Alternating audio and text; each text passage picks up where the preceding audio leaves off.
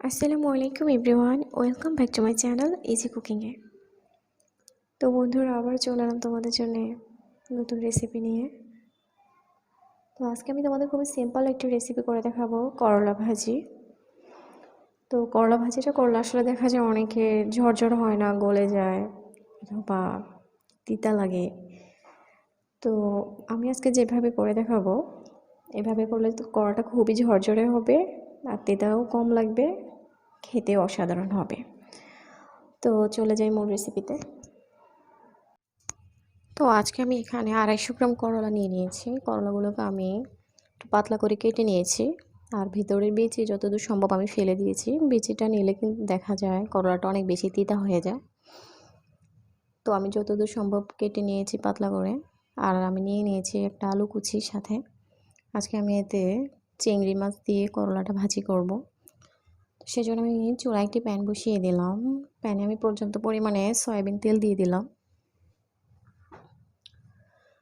তো এখন আমি এই তেলের মধ্যে দিয়ে দেব পেঁয়াজ কুচি।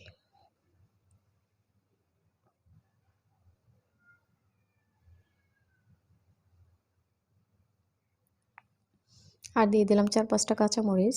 কাঁচামরিচগুলো মাঝখান থেকে একটু চিড়ে দিয়েছি। তো পেঁয়াজটা আমি হালকা ভেজে নেব, খুব বেশি ভাজা দরকার নেই।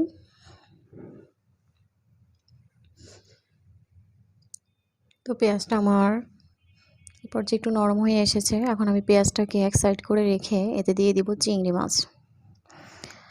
এতে আমি 1/4 কাপ চিংড়ি মাছ নিয়ে নিয়েছি। এটা আমি কুচু চিংড়িটা নিয়েছি, দেশি যে চিংড়িটা। তোমরা চাইলে বড় চিংড়িটা দিতে পারো, আমার কাছে দেশি ছোট চিংড়িটার টেস্টটা ভালো লাগে, সেজন্য আমি এটা দিয়ে করেছি। তো এখন আগে চিংড়িগুলোকে এই পর্যায়ে একটু ভেজে নেব। তো চিংড়ির মধ্যে আমি এখন দিয়ে দেব স্বাদ মতো লবণ আর 1 চিমটি পরিমাণ হলুদের গুঁড়া। খুব বেশি হলুদ দেওয়ার দরকার নেই। তারপর যে একটু নেড়ে চেড়ে আমি ভেজে নিচ্ছি। এখন চিংড়িটা আমার ভাজা হয়ে গেছে। এখন আমি পেঁয়াজ চিংড়িটাকে মিক্স করে নিচ্ছি। খুব বেশি কিন্তু ব্রাউন করার এখানে কোনো দরকার নেই। আমি করলাগুলো দিয়ে দিচ্ছি। তো করলাগুলোকে এখন আমি একটু নিচ থেকে নেড়ে দেব, যেন নিচের পেঁয়াজ চিংড়িটা পুড়ে না যায়। সেজন্য নিচ থেকে হালকা একটু নেড়ে চেড়ে করলাটাকে আমি এভাবেই রেখে দেব। সে পানিটা শুকিয়ে আসা পর্যন্ত আমি রেখে দেব। তো আমি করলাটি কিন্তু কোনো ঢাকনা দেইনি, ঢাকনা ছাড়াই আমি পুরো সময় থেকে করলাটা ভাজি করে নেব। এতে করে করলাটা তিতা লাগবে না, ঢাকনা দিয়ে দিলে কিন্তু করলাটা তিতা হয়ে যায়। এখন একটু হালকা নেড়ে চেড়ে দিয়ে ভেজে নেব। এই যে পর্যায়ে আমার করলাটা প্রায় ভাজি হয়ে গেছে। তোমরা যারা অল্প ফ্রাই পছন্দ করো, এই পর্যায়ে নামিয়ে নিতে পারো। তো আমি একটু করলা ভাজিটা আর একটু কড়া পছন্দ করি, আমার ভালো লাগে, সেজন্য আমি আরও কিছু সময় করলাটাকে ভেজে নেব।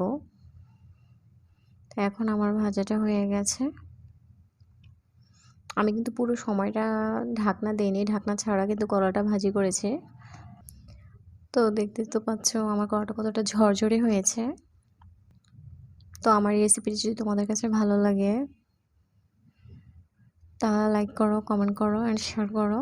আর আমার চ্যানেলটিকে যারা সাবস্ক্রাইব করোনি, আমার চ্যানেলটিকে সাবস্ক্রাইব করো, পাশে থাকা বেল আইকনটিকে প্রেস করে দাও, যেন আমার নতুন নতুন রান্নার আপডেটগুলো তোমাদের কাছে পৌঁছে যায়।